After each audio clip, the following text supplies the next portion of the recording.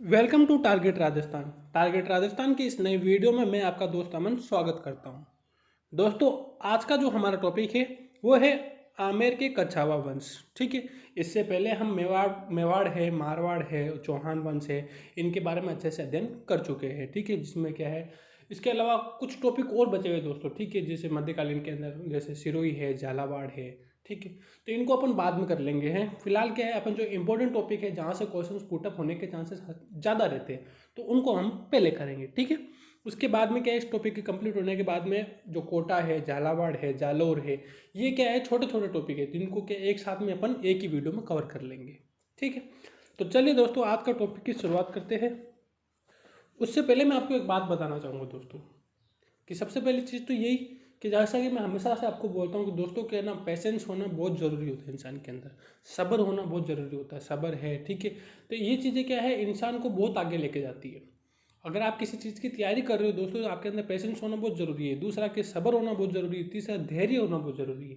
ठीक है, कोई चीज़ अचानक से आपको नहीं मिलती, बस ये चीज़ ज़रूरी है दोस्तों कि आपने जिस चीज़ में आपने अपना समय दिया है ना, तो वो चीज़ आज आज नहीं तो कल आपको ज़रूर मिलेगी।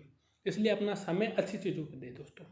ठीक है, ताकि क्या है कि आप अपने सपने पूरे कर सको, अपने माता पिता के सपने पूरे कर सको, अपने सपने के लिए जिए दोस्तों। ठीक है, वो एक अभी बीच में एक वेब सीरीज थी, उसमें एक बहुत अच्छी बात बोली गई थी कि कौन कहता है आसमान में सुराग नहीं हो सकता। कि कौन कहता है आसमान में सुराग नहीं हो सकता, एक पत्थर तो तबे से उछालो है यारो।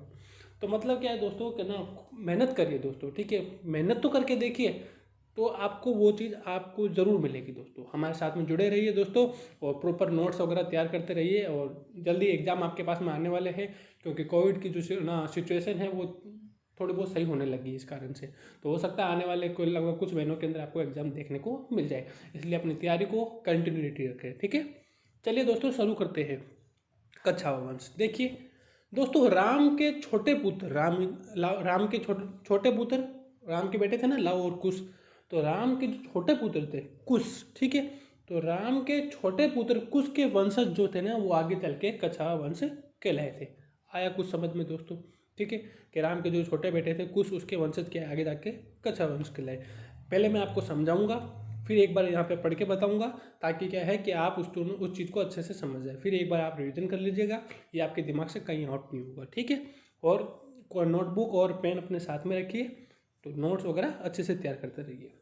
चलिए वापस शुरू करते हैं। तो राम के छोटे पुत्र जो कुश के वंशज थे, वो आगे जाके क्या हुआ, कच्छावा वंश कहलाए। ठीक है, इन्हें रघुवंशी तिलक भी कहा जाता है। इनको क्या कहा जाता है दोस्तों? रघुवंशी तिलक कहा जाता है। ठीक है, अब देखिए, आमेर के जो कछावा वंश थे, उसका जो संस्थापक था वो दुले राय को माना जाता है। किसको माना जाता है? दुले राय। दोस्तों दुले राय इनका नाम इसलिए था कि ये बहुत ज़्यादा सुंदर थे दोस्तों। ठीक है, तो ज़्यादा सुंदर थे, इस कारण से इनको दुले राय भी कहा जाता था। ठीक है, और इनका जो शासनकाल है वो 1137 के आसपास का माना जाता है। ठीक है, 1137 के आसपास का इनका शासनकाल माना जाता है। अब देखिए, इनके बारे में थोड़ा बहुत पढ़ लेते हैं। 1137 में इनका शासनकाल था। कछावा वंश की जो कुल देवी है, लगा लेना स्टार्ट दोस्तों, पूछा जाता है। ठीक है, एक बात याद रखना, शीला माता है ना, वो इष्ट देवी है, कुल देवी नहीं है। ठीक है, शीला माता जो मानसिंह है ना, गोहड़ कर्नाटक से जो मूर्ति लेके आए थे, ठीक है, तो वो क्या है, इष्ट देवी, कुल देवी नहीं है। ठीक है, आमेर के कछावा वंश की जो कुल देवी है वो है जमुआई माता। कौन है दोस्तों? जमुआई माता है। ठीक है, इनका जो मंदिर है दोस्तों वो जमुआ रामगढ़ में है। जमुआ रामगढ़ जयपुर में आपको उनका मंदिर है, देखने को मिल जाएगा। ठीक है, और आमेर की क्या है दोस्तों, जो कछावा वंश की थी वो 4 राजधानी रही है। कि दोसा थी दोस्तों, उसके बाद में कौन सी बनी थी, जमुआ रामगढ़ बनी थी, फिर आमेर बनी थी, फिर लास्ट में जयपुर बनी थी दोस्तों। ठीक है, तो ये भी क्वेश्चन पुटअप हो जाता है कि निम्न में से इनकी राजधानी को क्रम में से सजाया, और निम्न में से कौन सी राजधानी नहीं थी, ये कौन सी राजधानी है। तो इस प्रकार के क्वेश्चन वगैरह भी बनते हैं। ठीक है, तो अपन को छोड़ना कुछ नहीं दोस्तों, ये चीज़ याद रखिए कि ना, एक बार सिलेबस अपना कंप्लीट हो जाए, उसके बाद में अपन जब क्वेश्चन सीरीज निकालेंगे ना, तो आप लोग देखना कि हाँ भाई, सच में आपने ना जो पढ़ा है वो बहुत ही अच्छी चीज़ है। ठीक है, और क्या है कि आपके क्वेश्चन कहीं भी नहीं रहने वाले। अगर गलती से भी थोड़ा बहुत अगर एक 2% अगर इस टॉपिक में से रह जाता है, तो वो आपके क्वेश्चंस में कवर हो जाएंगे। ठीक है, अब देखिए, कछावा वंश की जो कुलदेवी थी वो थी जमुआई माता। ठीक है, इनका जो मंदिर है वो जमुआ रामगढ़, ठीक है, जयपुर में है। कछावा वंश को रघुवंश तिलक भी कहा जाता है।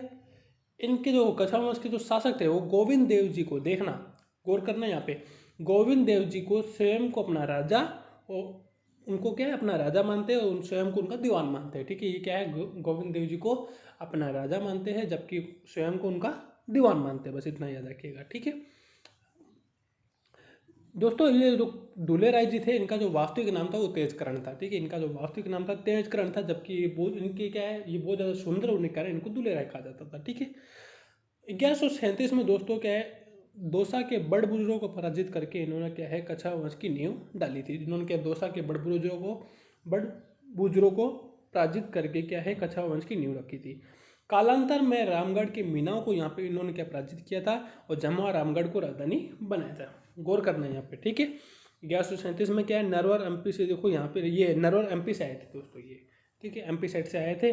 वहाँ से आने के बाद में यहाँ पे दौसा के बड़ बुजुर्गों को क्या हराकर यहाँ पे अधिकार कर लिया और दौसा को अपनी राजधानी बना लिया। ठीक है, बाद में क्या है रामगढ़ के मीना शासकों को हराया इन्होंने और यहाँ पे अपनी कुल देवी जमुआ माता का मंदिर बनाया। तब इस जगह का नाम जमुआ रामगढ़ पड़ गया था। ठीक है, तो जमुआ माता इनकी कुल देवी है। बस इतना याद रखिएगा। ठीक है दोस्तों, दूल्हा राय जी ने क्या है लाल सोट की रानी से विवाह किया था। एक ये भी चीज़ याद रख लीजिएगा। ठीक है, बाकी जो मेन चीज़ है वो मैंने आपको बता दी कि इन्होंने क्या है दौसा के बड़ बुजुर्गों को पराजित किया था। ठीक है, वो कच्छावा वंश की नींव रखी थी, एमपी से आए थे ये। ठीक है, बाद में क्या है इन्होंने रामगढ़ के मीणाओं को पराजित किया था और रामगढ़ को अपनी राजधानी बनाया था। ठीक है, तथा अपनी कुल देवी जमुआ माता के मंदिर का यहाँ पर निर्माण करा दिया। अब चलिए आगे। कोकिल देव दोस्तों, कोकिल देव ने आमेर के आसपास के क्षेत्र को जीत लिया। ये आसपास ही है, जमुआ रामगढ़ है, आमेर है, जयपुर है, ये क्या है ये तो आसपास में ही, ज़्यादा डिफरेंस नहीं इनके अंदर। ठीक है, थोड़ा दूरी में है ये। तो कोकिल देव ने क्या किया आमेर के आसपास को, मतलब क्या है शासक की सबसे बड़ी पहचान क्या होती है दोस्तों, साम्राज्यवादी नीति। ठीक है, साम्राज्यवादी नीति के तहत क्या है कोकिल देव ने क्या आमेर के आसपास के क्षेत्र को जीतना शुरू कर दिया, मीणाओं को पराजित किया आमेर के आसपास के, और बाद में क्या है आमेर को सर्वप्रथम राजधानी बना दिया। आया कुछ समझ में दोस्तों कि इन्होंने क्या किया था, ये कोकिल देव ने आमेर के आसपास के क्षेत्र के जो मीणा थे उनको क्या पराजित किया। उसके बाद में आमेर को सर्वप्रथम राजधानी बनाया। आप देखिए 3 राजधानी बन चुकी है, पहले थी दौसा, फिर जमुआ रामगढ़, फिर आमेर। आया कुछ समझ में। अब चलते ये सीधा क्वेश्चन की कितनी बार पुटअप हो चुका है दोस्तों कि ना निम्न में से कौन सी ढूंढाड़ क्षेत्र की राजधानी नहीं है। ठीक है, यह रह चुकी है, ऐसा क्वेश्चन बनेगा। या ऐसा क्वेश्चन बन सकता है, वापस बता देता हूँ कि अपन को क्या है 4 राजधानियाँ दे दी जाएगी। ठीक है, 4 राजधानियाँ दी जाएगी और 4 राजधानी देने के बाद में बोलेंगे कि निम्न में से इसको क्रमवार में सजाइए। ठीक है, फिर चलते आगे पृथ्वीराज जी के ऊपर। दोस्तों बारमल जी के बारे में बाद में पढ़ेंगे, उससे पहले पृथ्वीराज जी के बारे में पढ़ते हैं। ठीक है, पृथ्वीराज जी लिख लेना। पृथ्वीराज जी दोस्तों इनका जो समय था ये क्या है, खानवा के युद्ध में राणा सांगा की सहायता करने के लिए गए थे। खानवा का युद्ध हुआ था ना, तो सांगा ने क्या किया था, पाती परवण की परंपरा निभाई थी। ठीक है, पाती परवण की परंपरा के निभाने के अनुसार क्या है उन्होंने कई शासकों को यहाँ पे आमंत्रित किया था युद्ध के अंदर। तो उसी समय क्या है आमेर के पृथ्वीराज भी क्या है खानवा के युद्ध में गए थे। जब आमेर के जब ये मेवाड़ के जब सांगा जी घायल होते हैं तो उस समय मालदेव और पृथ्वीराज कछवा उनको क्या है बाहर निकालते हैं। ठीक है, युद्ध से याद रखना। तो क्या है खानवा के युद्ध में सांगा की सहायता की थी इन्होंने, पहली चीज तो ये। आमेर में 12 कोठड़ी व्यवस्था को गठित किया था। लगा लेना, स्टार पूछा जाता क्वेश्चन। ठीक है, कि आमेर में 12 कोठड़ी व्यवस्था की स्थापना किसने की थी, किसने गठित की थी, तो पृथ्वीराज जी ने की थी। और इन्हीं के 8वें पुत्र सांगा ने क्या है सांगानेर कस्बा बसाया था। जो सांगानेर कस्बा है ना, जो रंगाई छपाई के लिए प्रसिद्ध है, जो कागज उद्योग के लिए प्रसिद्ध है। ठीक है, तो वो इन्हीं के बेटे ने बसाया था सांगा ने। ठीक है, इनका बेटे का नाम था सांगा। एक सांगा वो था जिनकी सहायता इन्होंने की थी, जबकि एक सांगा इनका बेटा भी था। ठीक है, याद रखना। तो एक बार फिर से समझ लीजिए, खानवा के युद्ध में इन्होंने क्या है सांगा की सहायता की थी। क्वेश्चन ये पूछा जाएगा कि दोस्तों के खानवा के युद्ध में किस कच्छावा वंश के किस शासक ने सहायता की थी। ठीक है, तो पृथ्वीराज जी ने की थी। ये क्वेश्चन पूछा जाएगा जब खानवा का युद्ध चल रहा था तो उस समय आमेर में कौन से शासक थे, तो पृथ्वीराज जी। ठीक है, तो एक ये क्वेश्चन, आमेर में 12 कोठड़ी व्यवस्था की स्थापना इन्होंने की थी। ठीक है, और इन्हीं के बेटे ने क्या है सांगानेर कस्बा बसाया था। अब देखिए पृथ्वीराज जी का जो विवाह था दोस्तों बीकानेर के शासक लूणकरण की पुत्री बालाबाई के साथ में हुआ था। ये पृथ्वीराज जी थे, इनका जो विवाह था वो दोस्तों लूणकरण की पुत्री बालाबाई के साथ में हुआ था। ये लूणकरण कौन है दोस्तों, बीकानेर के शासक जिनको कलयुग का करण कहा जाता है। ठीक है, अपन ने वो पढ़ा था ना, राव जयसिंह रोचन और बिट्टू सूजा के ग्रंथ में, वो वसोत कीर्तन काव्यम के अंदर अपन पढ़ के आए। ठीक है, तो उसमें क्या है, राव लूणकरण को कलयुग का करण कहा जाता है। ठीक है, तो ये वही लूणकरण है। ठीक है, पृथ्वीराज जी का विवाह क्या है, बीकानेर के राव नर्रा के बाद में लूणकरण जी शासक बनते हैं ना, तो इन्हीं की राव लूणकरण जी की बेटी थी बालाबाई, तो उनके साथ में इन्होंने शादी की थी। ठीक है, तो इनका मतलब क्या है, बीकानेर के साथ में भी इनके समधियों वाले संबंध रहे। ठीक है, पृथ्वीराज जी, देखिए बालाबाई का मैंने नाम क्यों लिया यहाँ पे, रीजन ये था दोस्तों, पृथ्वीराज जी के अपनी बालाबाई के प्रभाव में आकर क्या है, पूर्णमल को शासक बना देते हैं। देखिए क्या होता है, पृथ्वीराज जी क्या है, अपनी पत्नी के प्रभाव में आने के बावजूद, ठीक है, अपने पत्नी के प्रभाव में आने से क्या है, बालाबाई के प्रभाव में आने से पूर्णमल को शासक बना देते हैं। ठीक है, 1527 में पृथ्वीराज का बड़ा पुत्र भीमदेव क्या इस बात से नाराज हो जाता है। ये जो समय चल रहा था 1527 के आसपास का चल रहा था। ठीक है, खानवा का युद्ध हो चुका था, और क्या है, पूर्णमल जब शासक बन जाते हैं तो पृथ्वीराज का जो बड़ा बेटा होता है वो क्या है, भीमदेव, वो नाराज हो जाते हैं इस चीज़ से कि उत्तराधिकारी तो मैं बनना चाहता था, पूर्णमल को कैसे बना दिया। ठीक है, तथा 1533 में क्या है, जो भीमदेव होते हैं वो क्या है, पूर्णमल पर आक्रमण करते हैं। ठीक है, भीमदेव क्या करते हैं, पूर्णमल पर आक्रमण करते हैं और आमेर के शासक बन जाते हैं। आया कुछ समझ में दोस्तों। पृथ्वीराज क्या करते हैं, अपनी पत्नी बालाबाई के प्रभाव में आकर पूर्णमल को शासक बनाते हैं। ठीक है, जिससे भीमदेव नाराज हो जाते हैं, और 1533 में क्या है, थोड़े दिन क्या है, मतलब कुछ 2-3 साल क्या है कि रुकने के बाद में फिर पूर्णमल पर आक्रमण करते हैं। उसके बाद में खुद आमेर के शासक बन जाते हैं भीमदेव। ठीक है, 1536 में, मतलब 3 साल बाद में दोस्तों क्या होता है, 1536 में भीमदेव की मृत्यु हो जाती है। ठीक है, 1536 में क्या है, भीमदेव की मृत्यु हो जाती है और उनका पुत्र रतन सिंह शासक बन जाता है। भीमदेव की मृत्यु हो जाती है और रतन सिंह उनका शासक बन जाता है। ठीक है, उत्तराधिकारी के पद पर बैठ जाता है। इसी दौरान गौर करना यहाँ पे, ठीक है, इसी दौरान पृथ्वीराज का जो पुत्र होता है सांगा, ठीक है, वो अभी मैंने बताया था ना, सांगा ने कस्मा जिसने बसाया था। ठीक है, तो इसी दौरान पृथ्वीराज का पुत्र जो सांगा होता है वो मौजमाबाद तथा आमेर के आसपास के हिस्सों को जीतना शुरू कर देता है। मौजमाबाद ये वही जगह जहाँ पे मान सिंह का जन्म हुआ था दोस्तों। ठीक है, जो अकबर के नवरत्न थे ना, उन्हीं का जन्म मौजमाबाद में हुआ था, याद रखना। इलायचीपुर अभियान में उनकी मृत्यु हो गई थी। ठीक है, अब देखिए आगे क्या होता है कि ये भीमदेव के पुत्र होते हैं वो क्या है, गद्दी पे बैठे होते हैं रतन सिंह जी। ठीक है, जबकि क्या है, दूसरी तरफ जो पृथ्वीराज जी के बेटे होते हैं सांगा, वो क्या है, आमेर के आसपास के क्षेत्र और मौजमाबाद के क्षेत्रों को जीतना शुरू कर देते हैं। रतन सिंह जी थे वो अयोग्य शासक थे। ठीक है, वो अपने शासन को अच्छे से चला नहीं पा रहे थे, इसीलिए गौर करना यहाँ पे, इसीलिए सांगा का भाई बारमल रतन सिंह के भाई आस्करण को शासक बना देता है। देखिए, जो सांगा जो आसपास के क्षेत्रों को जीत रहा था, पृथ्वीराज का जो बेटा था ना, तो सांगा का ही भाई था दोस्तों बारमल। ठीक है, बारमल क्या है, रतन सिंह के भाई आस्करण को शासक बना देता है, क्योंकि रतन सिंह की अयोग्य शासक थे इस कारण से।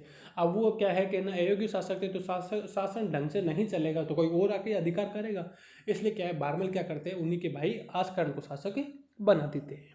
ठीक है, 1547 में गौर करना कि 1547 का समय आता है और कुछ समय बाद में क्या है, बारमल आस्करण को हटाकर, बारमल जी ने क्या है, आस्करण को शासक बनाया पहले, जो रतन सिंह के भाई थे, मगर बाद में क्या, आस्करण को हटा के खुद शासक बन जाते हैं। ठीक है, बारमल क्या करते हैं, आस्करण को हटाकर खुद शासक बन जाते हैं। ठीक है, आस्करण शेरशाह के पुत्र सलीम शाह के पास में चला जाता है। आस्करण क्या करता है, उस समय सलीम शाह का ना, शेरशाह क्या है, शेरशाह के गद्दी के बाद में सलीम शाह गद्दी पे बैठे हुए थे, तो शेरशाह के पुत्र सलीम शाह के पास में चला जाता है। सलीम शाह बारमल पर आक्रमण करता है, लेकिन संधि हो जाती है। मतलब क्या है, जो आस्करण जाके मदद मांगता है सलीम शाह से कि भाई ऐसी सी बात हो गई, मैं को गद्दी से उतार के खुद शासक बन के बैठ गए हैं, तो इस कारण से क्या है, सलीम शाह यहाँ पे आमेर पे आक्रमण करते हैं। ठीक है, सलीम शाह के आक्रमण करने के बाद में क्या है, दोनों के बीच में संधि की जाती है, और संधि होने के बाद में बारमल क्या करता है, जो आस्करण होता है उसको झालावाड़ की जागीर प्रदान कर देता है। ठीक है, झालावाड़ में जगह है नरवर, ठीक है, उसको जागीर प्रदान कर देता है। आया कुछ समझ में दोस्तों। ये थे हमारे पृथ्वीराज जी। ठीक है, ये मैंने आपको वो कहानी बताई है। यहाँ से दोस्तों अब ना बारमल जी से क्या है, क्वेश्चन पुटअप होना शुरू होते हैं। ठीक है, तो पृथ्वीराज जी के बारे में सिर्फ 2-3 कहानियाँ थी, 2-3 थी कि 12 कोठड़ी व्यवस्था के गठन किया था। ठीक है, वो बाकी तो कहानी है, क्योंकि कहानी है तो इसलिए आप चाहो तो लिखना चाहो तो लिख सकते हो, ताकि क्या है, आपको वो कहानी अच्छे से समझ में आ सके क्या है क्या नहीं है, कहानी को जोड़ने का काम होगा। ठीक है, नहीं तो क्या है कि सीधा अपन बारमल पढ़ सकते थे, इसलिए मैंने आपको पहले कहानी बताना जरूरी समझा। ठीक है, चाहो तो आप लिख लीजिए रिवाइंड करके। तो ये हो गया, नरवड़ की जागीर प्रदान कर दी सलीम शाह से संधि करके, जिससे क्या है कि वो वहीं पर समाप्त हो गया। अब देखते हैं बारमल जी के बारे में। पहले यहाँ पे पढ़ लेते हैं। 1207 में मीणा शासकों को इन्होंने हरा के आमेर पे अधिकार कर लिया। बहरमल जी, अब देखिए 1547 से 1574 इनका शासनकाल था। इनका शासनकाल क्या था दोस्तों? 1547 से 1574 इनका शासनकाल था। मजनू खां की सहायता से, गौर करना यहाँ पे, ठीक है, मजनू खां की सहायता से बहरमल जी अकबर से मिलते हैं। ठीक है, ये क्वेश्चन पूछा जाता है कि बहरमल की अकबर से मुलाकात किसने करवाई थी? तो मजनू खां ने करवाई थी। ठीक है, याद रखना। तो मजनू खां की सहायता से क्या है, बहरमल जी अकबर से मिलते हैं। थोड़े समय बाद में अकबर अजमेर जियारत के लिए जा रहे होते हैं तो चगताई खां की सहायता से वहाँ पे बहरमल क्या है, मिलते हैं। ठीक है, अकबर क्या है, सांगानेर में क्या है, यहाँ पे ये बहरमल से मुलाकात करते हैं। हो गया इतना। अगर आपने वो मूवी देखी होगी, वो जो जोधा अकबर नाम से मूवी है, तो उसके अंदर आपने ये चीज़ें देखी होगी। ठीक है, उसमें भी थोड़ा बहुत दिखाया जाता है। तो मजनू खां की सहायता से क्या, बहरमल सबसे पहले अकबर से मिलते हैं, उसके बाद में चगताई खां की सहायता से अजमेर जियारत के लिए जा रहे होते तो उस समय फिर से मिलते हैं। ठीक है, सांगानेर कस्बे के पास में। अब देखिए, जब अकबर जियारत करके लौट रहे होते तो बहरमल सांबर के पास में क्या, अपनी पुत्री हरका बाई का विवाह 1562 में यहाँ पे करवा देते हैं। देखिए क्या होता है कि जब अकबर क्या है, जियारत करके लौट रहे होते हैं तो बहरमल क्या, अपनी बेटी का जो रिश्ता होता है, ठीक है, अपनी बेटी का जो रिश्ता होता है वो क्या है, अपनी हरका बाई का रिश्ता वो अकबर के सामने पेश करते हैं। ठीक है, क्योंकि वो 1570 का दरबार लग चुका, 1570 का दरबार लगने वाला था दोस्तों। ठीक है, और उससे पहले क्या है, अकबर ने सब जितने भी शासक थे, ठीक है, अकबर की नीति थी दोस्तों कि वो अपने जो राजपूत शासक है उनसे क्या, मित्रता के भाव में क्या है, उनसे दोस्ती वगैरह करे और उनके साथ में संधि कर ले। ठीक है, ताकि क्या है, कोई उसके ऊपर आक्रमण ना कर सके। मगर क्या है दोस्तों कि ना, बहरमल जी क्या करते हैं, अपनी बेटी की शादी किससे कर देते हैं, अकबर से कर देते हैं। मतलब क्या है, 1562 में शादी की जाती है। तो ये देखना, हम यहाँ पे गौर करना, मुगलों के साथ में राजस्थान के प्रथम वैवाहिक संबंध किसने बनवाए थे? तो बहरमल जी ने बनाए थे। कौन, किसने बनाए थे? बहरमल जी ने बनाए थे। हरका बाई की अब उनकी बेटी थी। ठीक है, 1562 में बहरमल अकबर की अधीनता स्वीकार कर लेते हैं। ठीक है, अब क्या है, अब जवाई जी हो गए हैं तो इस कारण से अधीनता तो स्वीकार करनी थी।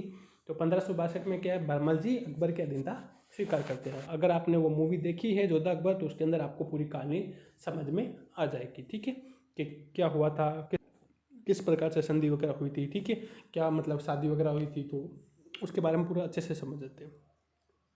तो 1562 में क्या, फिलहाल आप इतना समझिए कि भाई 1562 में क्या है, मुगलों के साथ में प्रथम वैवाहिक संबंध इन्होंने स्थापित कर लिए थे अपनी बेटी की शादी करके। 1562 में अकबर की अधीनता स्वीकार इन्होंने कर ली। और हरका बाई मुगल इतिहास में, गौर करना यहाँ पे दोस्तों, हरका बाई मुगल इतिहास में बेगम मरियम उज जमानी के नाम से जानी जाती है। बेगम मरियम उज जमानी के नाम से जानी जाती है। और इन्हीं का बेटा था दोस्तों सलीम। याद रखना, सलीम इन्हीं का पुत्र था। ठीक है, कि सलीम क्या है, इन्हीं के पुत्र थे जो आगे जाके जहांगीर के पद पे बैठे थे। बहरमल को 5000 का मनसब प्राप्त था। बहरमल को कितने हज़ार का मनसब प्राप्त था? 5000 का। अकबर ने बहरमल को राजा तथा अमीर उल उमरा की उपाधि दी थी। देखना कि अकबर ने क्या किया था, बहरमल को राजा की उपाधि और अमीर उल उमरा की उपाधि प्रदान की थी। आया समझ में? तो ये थे हमारे बहरमल जी। अब देखना, गौर करिएगा, पढ़ के देख लीजिए। 1562 में अकबर की अधीनता इन्होंने स्वीकार कर ली। सांबर में अपनी बेटी हरका बाई की शादी अकबर से इन्होंने कर दी थी। ठीक है, वो इन्हीं हरका बाई को एक उपाधि दी थी, मरियम उज जमानी। ठीक है, और जहांगीर इन्हीं का बेटा था। ये क्वेश्चन देखिए, ऊपर मैंने लिखा हुआ है कि जाड़शाही सिक्के। तो जाड़शाही सिक्के किसके हैं? तो आमेर के हैं। ठीक है, याद रखना, जाड़शाही सिक्के किसके हैं? आमेर के हैं। इतना हो गया, बहरमल जी कंप्लीट हो गया। अब चलते हैं भगवान दास के ऊपर। ठीक है, देखिए इनका जो शासनकाल था वो था 1579 से 69 से 79। ठीक है, 1569 से 79 इनका शासनकाल था। ठीक है, भगवान दास, अकबर के समय में इनको 5000 का मनसब प्राप्त था। इनके पिताजी को भी क्या 5000 का मनसब प्राप्त था, और अकबर के समय इनको भी 5000 का मनसब प्राप्त था। ये क्वेश्चन पुटअप होगा, लगा लेना स्टार, पूछा जाएगा। ठीक है, अकबर की दादू दयाल से फतेहपुर सीकरी में मुलाकात किन्होंने कराई थी? तो इन्होंने ही कराई थी। कि अकबर की दादू दयाल से फतेहपुर सीकरी में मुलाकात भगवान दास ने करवाई थी। किन्होंने कराई थी दोस्तों? भगवान दास ने कराई थी। तो दादू दयाल अपन पढ़ के आ चुके हैं ना कला संस्कृति के अंदर, तो उनकी मुलाकात भगवान दास ने कराई थी अकबर से। ठीक है, इन्होंने अपनी पुत्री मानबाई का विवाह जहांगीर से कराया था। दोस्तों देखिए, इनके जो है ना, क्या बोलते हैं, भारमल जी ने शादी कराई थी हारका बाई की, किससे? अकबर से। जबकि इनकी बेटी जो मान बाई थी उनकी शादी किससे कराई थी? जहांगीर से करवा दी थी। ठीक है, मान बाई क्या है? ये मान बाई मान सिंह की बहन है। इन्होंने अपनी पुत्री मान बाई का विवाह जहांगीर से करवाया था और इनका पुत्र हुआ था दोस्तों मान बाई और ये जहांगीर से एक पुत्र था जिसका नाम था खुसरो। ठीक है, जहांगीर ने मान बाई को शाह ए बेगम की उपाधि प्रदान की थी। जहांगीर ने क्या है? मान बाई को शाह ए बेगम की उपाधि प्रदान की थी। ठीक है, और इससे मुगल इतिहास में मान बाई को सुल्तान ए निसा कहा जाता है। दोस्तों जब अपन मुगलों का इतिहास पढ़ेंगे तो उस समय सुल्तान ए निसा अगर जहाँ पे वर्ड यूज किया जाता है इसका मतलब क्या है? वो जहांगीर की पत्नी मान बाई के बारे में बात की जा रही है। ठीक है, जहांगीर की नशे की आदत से परेशान होकर दोस्तों क्या था? जहांगीर जी को नशे करने का बहुत ज़्यादा शौक था। ठीक है, तो वो जुबा केसरी वाला वो वाला क्या है कि जहांगीर जी के नशे की आदतों से परेशान होकर ये आत्महत्या कर लेती है। ठीक है, तो इतना कुछ समझ में आया दोस्तों, एक बार फिर से समझा देता हूँ। अकबर के समय में इनको 5,000 का मनसब प्राप्त था। दादू दयाल से इन्होंने अकबर की मुलाकात करवाई थी। इन्होंने अपनी पुत्री मान बाई का विवाह जहांगीर से करवाया था जिन्हें सुल्तान निसा कहा जाता है। इन्हीं का बेटा था खुसरो। ठीक है, और फिर क्या है दोस्तों, ये खुसरो ने क्या है कि विद्रोह भी तो किया था। इसी कारण जहांगीर ने मान बाई को शाह बेगम की उपाधि दी थी। जहांगीर की नशे की आदतों से परेशान होकर ये आत्महत्या कर लेती है। ये था। ठीक है, अब देखिए भगवान दास के बारे में पढ़ के देखते हैं। यहाँ पे समझ में आ गया, आप देख के पढ़िए। सरनाल गुजरात में दोस्तों मिर्जा के विद्रोह को इन्होंने दबाया था। लिखना कि सरनाल गुजरात में मिर्जा के विद्रोह को इन्होंने दबाया था। ठीक है, अकबर ने नगाड़ा व झंडा देकर इन्हें सम्मानित किया था। नगाड़ा व झंडा देकर इनको क्या है? मिर्जा विद्रोह को दबाने के बाद में जब ये वापस आए अकबर के पास में तो इन्होंने अकबर ने इनको क्या है? नगाड़ा व झंडा देकर सम्मानित किया था। अपनी बेटी मान बाई की शादी जहांगीर के साथ में कराई और इनको ये मान बाई को उपाधि दी जाती है शाह ए बेगम। और इन्हीं का एक बेटा होता है जिसके क्या कहते हैं? खुसरो। ठीक है, खुश रहो वो वाला नहीं है, खुश रहोगे, खुश रहो सदा सुहागन रहो। ठीक है, ये खुसरो इनका बेटा है। ठीक है, जहांगीर की शराब की आदतों से तंग आकर मान बाई ने आत्महत्या कर ली थी। ठीक है, बहुत ज़्यादा खाना क्या बोलते हैं गुटखा खाना और ठीक है वो वाला चलता था इनका। ये आप लोगों को समझाने के लिए। ठीक है, अब चलते आगे। मान सिंह, भगवान दास जी हो गए, भारमल जी हो गए। ठीक है, मान सिंह जी दोस्तों देखिए इनका जो शासनकाल था 1579 से 1614 था। ठीक है, 1579 से 1614। इनका जो जन्म था मौजमाबाद आमेर में हुआ था। मौजमाबाद कहाँ पे दोस्तों? आमेर में है। ठीक है, वो मैंने आपको बताया था ना थोड़ी देर पहले कि जो पृथ्वीराज के बेटे जो सांगा थे वो क्या आमेर और मौजमाबाद के आसपास के हिस्सों को जीतना शुरू कर देते तो ये मौजमाबाद वही है। ठीक है, और इनका जो जन्म था मौजमाबाद आमेर में हुआ था। पहली चीज़ तो ये। अकबर मान सिंह को फर्जंद की उपाधि देते हैं। अब दोस्तों देखिए पूछा जाता है कि फर्जंद का मतलब क्या होता है? फर्जंद जैसे मैंने बोला कि फर्जंद का मतलब होता है दोस्तों बेटा। ठीक है, मतलब अकबर ने इनको बेटे के समान माना था। ठीक है, तो फर्जंद की उपाधि दी थी तो मतलब बेटे के समान माना तथा इन्हें 5,000 का मनसब प्राप्त था। बाद में इसको बढ़ाकर क्या है 7,000 कर दिया जाता है। ठीक है, तो दोस्तों देखिएगा अकबर के शासनकाल में सिर्फ 2 ही व्यक्ति ऐसे थे जिनको 7,000 का मनसब प्राप्त था। पहले थे मान सिंह जी जिनको 7,000 का मनसब प्राप्त था। दूसरे थे मिर्जा अजीज कोका जिनको भी 7,000 का मनसब प्राप्त था। आया कुछ समझ में दोस्तों? दोनों लिख लीजिए ऊपर। ठीक है, तो अकबर को मान सिंह ने फर्जंद की उपाधि दी तथा 5,000 का इनको मनसब प्राप्त था।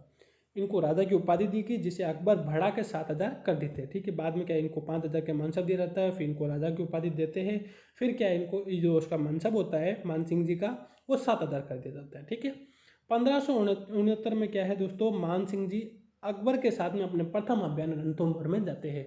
मान सिंह जी क्या है जब अकबर के साथ में यहाँ पे अकबर की सेवा में जाते हैं तो वहाँ पे क्या है मान सिंह जी का प्रथम अभियान रणथंभौर अभियान होता है। ठीक है, इसी समय मान सिंह 12 साल के होते और सुरजनहाड़ा के विरुद्ध उन्होंने क्या विद्रोह किया था। ठीक है, इस समय क्या दोस्तों मान सिंह मात्र 12 साल के थे। दोस्तों अभी तक हम देखिए कि ना आप सब यहाँ पे क्या बोले तैयारी वगैरह कर रहे हैं आप 26 25 बहुत देना था क्या मतलब 20 से तो सब के सब ऊपर ही होंगे दोस्तों। ठीक है, मैं ये मान के चलता हूँ। और अभी भी आप कंपटीशन कर रहे हो, ये क्या है अभियान में जा रहे हैं दोस्तों। आप लोगों को अभियान पे भेज दूँ क्या मैं?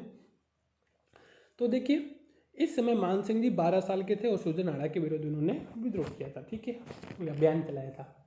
इसके बाद में दोस्तों देखिए इसके बाद में जो मान सिंह थे उनको अकबर ने क्या गुजरात भेज दिया था। ठीक है, गुजरात के मिर्जा बंधुओं का दमन करने के लिए क्या है अकबर ने मान सिंह को गुजरात भेज दिया था। ठीक है, इसी दौरान गौर करना यहाँ पे, ठीक है, एक बार मैं आपको कहानी समझा रहा हूँ फिर देखना। इसी दौरान सरनाल का युद्ध होता है गुजरात में। इसी दौरान क्या होता है, सरनाल का युद्ध होता है गुजरात में मान सिंह के बीच में, ठीक है, मान सिंह के बीच में। तो मान सिंह को क्या है, मिर्जा बंधुओं को दमन करने के लिए वहाँ भेजा जाता है। तो मिर्जा बंधु और मान सिंह के बीच में सरनाल का युद्ध होता है, जिसमें सर्वप्रथम रावल सेना का नेतृत्व रावल में शामिल हुए थे ये, ठीक है। सबसे पहले क्या है, रावल सेना में शामिल हुए थे। रावल सेना क्या होती है, सबसे आगे की सेना होती है, उसको कहते हैं। तो रावल में सबसे पहले शामिल हुए थे। हल्दी घाटी के युद्ध में मान सिंह सर्वप्रथम रावल का नेतृत्व किया था, ठीक है। रावल मतलब क्या होता है, आगे की जो सेना टुकड़ी होती है उसको रावल कहते हैं। तो रावल सेना में इन्होंने सबसे पहले सरनाल के युद्ध में शामिल हुए थे। वो हल्दी घाटी का जो युद्ध हुआ था उसमें सर्वप्रथम इन्होंने रावल का नेतृत्व किया था, ठीक है। 1585 में अकबर मान सिंह को काबुल की सूबेदारी भी सौंपते हैं, ठीक है। अकबर क्या करते हैं, मान सिंह को काबुल की सूबेदारी सौंपते हैं, ठीक है। और यहाँ पे मान सिंह 5 कबीलों को जीतता है, ठीक है, जिसको क्या है काबुल की सूबेदारी सौंपी जाती है मान सिंह जी को। और यहाँ पे क्या मान सिंह जी 5 कबीलों को जीतते हैं, ठीक है, 5 यवन कबीलों को जीतते हैं। इसी कारण से दोस्तों आमेर का जो शाही झंडा वो 5 रंग का है, ठीक है। आप कभी देखना आमेर का जो शाही झंडा वो 5 रंग का हो, किस लिए है कि आमेर के जो अकबर ने क्या है काबुल की सूबेदारी सौंपी थी, तो उन्होंने वहाँ पे 5 कबीले यवन कबीलों को हराया था, इसी कारण से 5 रंग का है, ठीक है।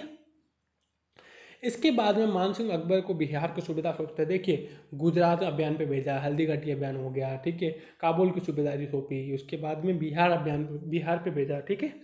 बिहार का सूबेदार नियुक्त किया था, जहाँ मान सिंह ने मानपुर नगर बसाया था। गौर करना है यहाँ पे, ठीक है, कि बिहार अभियान में भेजा जाएगा और बिहार में क्या यहाँ पे इन्होंने मानपुर नगर बसाया था, ठीक है। इस समय दोस्तों क्या होता है, दोस्तों कि जब ये बिहार अभियान पे जाते हो तो बिहार अभियान पे जाने के बाद में क्या है, पीछे से खबर आती है कि भाई भगवान दास जी है जो उनके पिताजी है, ठीक है, वो क्या हो गए, वो क्या है, उनकी मृत्यु हो गई, ठीक है। मान सिंह जी को क्या है, मान सिंह जी वहाँ पर मानपुर नगर बसाते हैं, जितने में क्या खबर आती है कि भगवान दास जी की क्या है, मृत्यु हो गई है, ठीक है। तो मान सिंह आमेर वापस आ जाते हैं, ठीक। और मान सिंह आमेर वापस आ जाते हो 1594 में क्या है, अकबर बंगाल के सूबेदार इनको नियुक्त करते हैं। बिहार में चले गए, बिहार में मानपुर नगर बसाया, बाद बिहार में चले गए, फिर उनको वापस बुला और बंगाल की सूबेदारी सौंप दी, ठीक है। अब देखिएगा आगे, इनको बंगाल की सूबेदारी सौंपी जाती है, जहाँ पे मान सिंह जी क्या अकबर नगर बसाते हैं, ठीक है। बिहार में मानपुर नगर, जबकि बंगाल में अकबर नगर बसाते हैं, ठीक है, जिसे वर्तमान में राजमहल कहा जाता है, ठीक है। वर्तमान में इसी जो अकबर नगर को राजमहल के नाम से जाना जाता है, ठीक है। इसी अभियान के दौरान दोस्तों मान सिंह जी के 3 पुत्र थे दोस्तों, दुर्जन सिंह, हिम्मत सिंह और जगत सिंह, ठीक है। इसी अभियान के तहत जो बंगाल अभियान होता है, उसी अभियान के तहत क्या इन तीनों पुत्रों की ये तीनों पुत्र भी माने जाते हैं इनके, ठीक है। और पूरी बंगाल के शासक केदार को हरा कर दो क्या है, पूरी बंगाल के शासक केदार को हरा के मान सिंह शीला माता की मूर्ति आमेर में स्थापित करवा देते हैं, ठीक है। आप ये आमेर में शीला माता का मंदिर है ना, तो आमेर में शीला माता की जो मूर्ति है वो मान सिंह जी लेके आए थे, ठीक है। और शीला माता आमेर के कछावा वंश की आराध्य देवी, बस इतना याद रखिएगा। शीला माता क्या है, आराध्य देवी है, जबकि कुल देवी कौन है, जमुआई माता है, ठीक है। शीला माता की मूर्ति लेके आ गए। मान सिंह के दरबारी देखिए कौन है, पुंडरीक विट्ठल। पुंडरीक विट्ठल किसके दरबारी कवि थे, तो मान सिंह जी के थे। इनकी किताबों के नाम लिखिएगा, पुंडरीक विट्ठल, रागमंजरी, रागमाला, राग चंदोदय, नर्तन निर्णय। रागमंजरी, रागमाला, राग चंदोदय, नर्तन निर्णय, ठीक है, नर्तन निर्णय, ये क्या इनकी किताबें पुंडरीक विट्ठल जी की हो, जो किसके दरबारी विद्वान थे, मान सिंह जी के दरबारी विद्वान थे, ठीक है। अभी जैसे क्या राजस्थान पुलिस में का रिजल्ट आ चुका है और उसके बाद में क्या है, सरकार ने वापस राजस्थान पुलिस की वैकेंसी राजस्थान पुलिस की वैकेंसी को मंजूरी दी है, ठीक है। तो आप सब वापस तैयारी में लग जाए दोस्तों। अगर जो भी पर्सन है क्या राजस्थान पुलिस की तैयारी वगैरह करना चाहता है, ठीक है, तो आप वापस तैयारी वगैरह शुरू कर दीजिए, ठीक है। पुंडरीक विट्ठल जी हो गए। मुरारी दास जी इनके प्रमुख विद्वान थे, ठीक है। मुरारी दास भी इनके प्रमुख विद्वान थे, जिन्होंने मान प्रकाश लिखी थी। इन्होंने क्या लिखी थी, मान प्रकाश। और एक और लिखी है पंडित जगन्नाथ, इन्होंने मान सिंह कीर्ति मुक्तावली लिखी थी। मान सिंह कीर्ति मुक्तावली इनकी किताब का नाम है, ठीक है। इतना सब कुछ हो गया। अब देखिए एक चीज़ और, दादू दयाल ने अपनी रचना वाणी की, अपनी जो रचना थी वाणी, उसको क्या है मान सिंह के काल में लिखा था, ठीक है। दादू दयाल ने जो अपनी रचना थी वाणी, उसको किसके काल में लिखा था, मान सिंह के काल में लिखा था, ठीक है।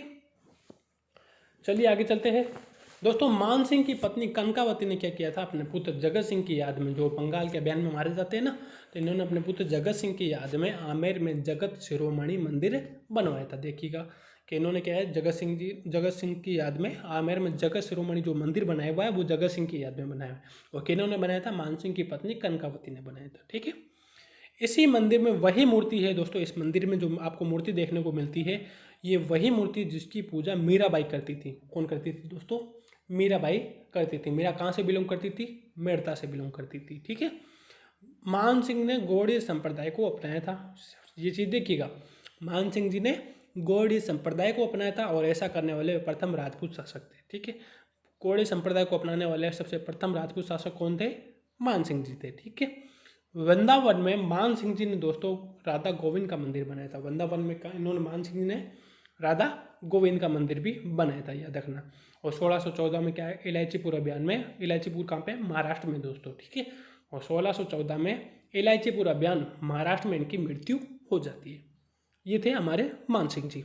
अब पढ़ते हैं। ठीक है, अकबर ने पहले इन्हें 5000 का मनसब दिया था, जिसे बाद में बढ़ाकर इन्होंने 7000 कर दिया था। ठीक है, कहानी आपको समझा दी मैंने कि रावल का नेतृत्व किया, बंगाल अभियान पे गए, बिहार अभियान पे गए, जो भी है, और सब कुछ मैंने समझा दिया। अब अपन पढ़ के देख रहे हैं ताकि आपको क्या है, वो क्या बोलते हैं, रिविजन करने में आसानी रहे। ठीक है, तो अकबर ने इन्हें पहले 5000 का मनसब दिया, जिसे बाद में बढ़ाकर 7000 कर दिया। एक और थे 7000 वाले, मिर्जा जिचकू का। ठीक है, अकबर ने काबुल, बंगाल और बिहार का गवर्नर इनको बनाया था। काबुल, बंगाल और बिहार का गवर्नर बनाया था। ये मैंने आपको कहानी बता दी हूँ। ठीक है, अकबर ने ये बंगाल में अकबर नगर की स्थापना की थी, जिसे राजमहल के नाम से जाना जाता है। पूरी बंगाल के शासक केदार को इन्होंने हराया और वहाँ से शीला माता की मूर्ति लाके आमेर में मंदिर बनवा दिया। ठीक है, शीला माता आमेर के कछावा वंश की क्या है, इष्ट देवी है, जबकि कुल देवी कौन है? जमुआई माता। ठीक है, बिहार में मानपुर नगर की स्थापना इन्होंने की थी और 1592 में उड़ीसा को इन्होंने जीत लिया था। ठीक है, इतना हो गया। अब देखिए इनकी सांस्कृतिक उपलब्धियाँ। आमेर में मेलों का निर्माण इन्होंने कराया था। इन्हीं की रानी कनकावती ने अपने बेटे जगत सिंह की याद में आमेर में जगत शिरोमणि मंदिर बनाया था। इन्हीं की जो पत्नी थी कनकावती ने जगत सिंह की याद में आमेर में जगत शिरोमणि मंदिर बनाया था। ये मैं आपको बता चुका हूँ। ठीक है, आमेर में मेलों का निर्माण इन्होंने कराया था और इसी मंदिर में भगवान श्री कृष्ण की वही मूर्ति है जिसकी जो पूजा है वो मीराबाई करती थी। ठीक है, मीराबाई चित्तौड़ में जो पूजा करती थी ना, वो ये वही मूर्ति है। वृंदावन में राधा गोविंद का मंदिर भी इन्होंने बनाया था। ये क्वेश्चन पूछा जाएगा दोस्तों कि वृंदावन में जो राधा गोविंद का मंदिर है वो किन्होंने बनाया था? मान सिंह जी ने बनाया था। गौड़ीय संप्रदाय को अपनाने वाले कौन से शासक थे? ये पहले शासक थे। ठीक है, देखिए दरबारी विद्वान पुंडरीक विठल, रागमाला, राग मंजरी, राग चंदोदय, नर्तन निर्णय। आ गया वो किताब, वो चीज़ें जो मैं आपको पहले बता चुका हूँ। उपाधियाँ देखिए, फर्जन का मतलब बेटे के समान, और मिर्जा राजा और फर्जन की इनको अकबर ने उपाधि दी थी। ठीक है, तो ये थे हमारे मान सिंह जी के बारे में अच्छे से समझ में आ गया। तो आज का टॉपिक आज हम यहीं समाप्त करते हैं। कल हम एक बार फिर से इसके पार्ट 2 में मिलेंगे दोस्तों। आज का टॉपिक कैसा लगा कमेंट बॉक्स में ज़रूर बताइए, और तब तक के लिए अपना ध्यान रखें, सुरक्षित रहे, और जय हिंद। और हाँ, एक चीज़ और, जितना हो सके नेगेटिव चीज़ों से दूर रहे। ठीक है, अपने आप पे नेगेटिव चीज़ों को हावी मत होने दें। और कोविड-19 जो समय चल रहा है उसमें क्या अपने आप को जितना हो सके स्वस्थ रखें दोस्तों। ठीक है, मिलते हैं दोस्तों अगली वीडियो में।